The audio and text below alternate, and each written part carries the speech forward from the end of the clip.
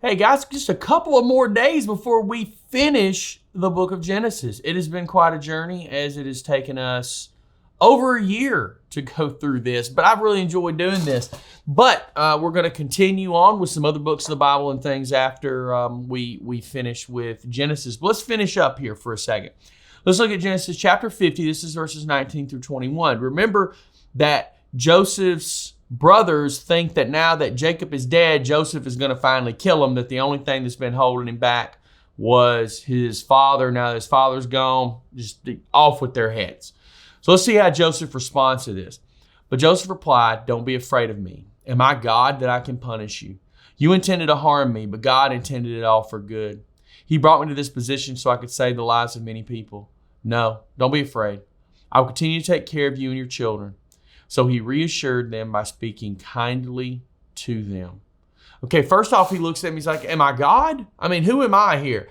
Who am I that I can punish you? His thought process was, God will bring vengeance.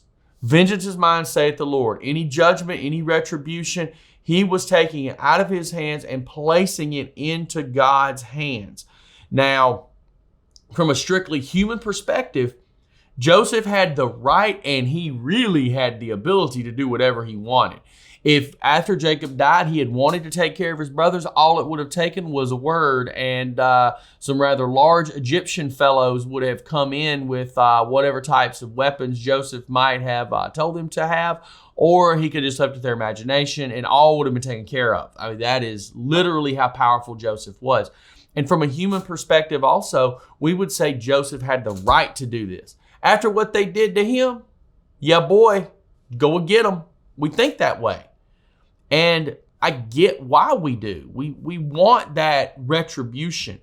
But Joseph looked at this much differently. He said, you intended to harm me, but God intended it all for good. So he didn't gloss over the brothers, right? He didn't try to make light of what they did. They definitely wanted to harm him. But God took even the things that they did that they meant for evil and used them for good. I mean, Joseph here is really, he's using Romans 8:28, over 1,000 years before it was written, right? Which is that idea of that we know all things work together for the good of those who love the Lord and are called according to his purposes. Joseph loved the Lord, no doubt. We see that in his life.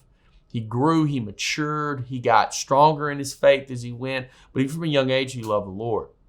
So here he is in the middle of this time putting a New Testament principle that yes, all things work together for the good of those that love the Lord. I love the Lord. God worked it together for good.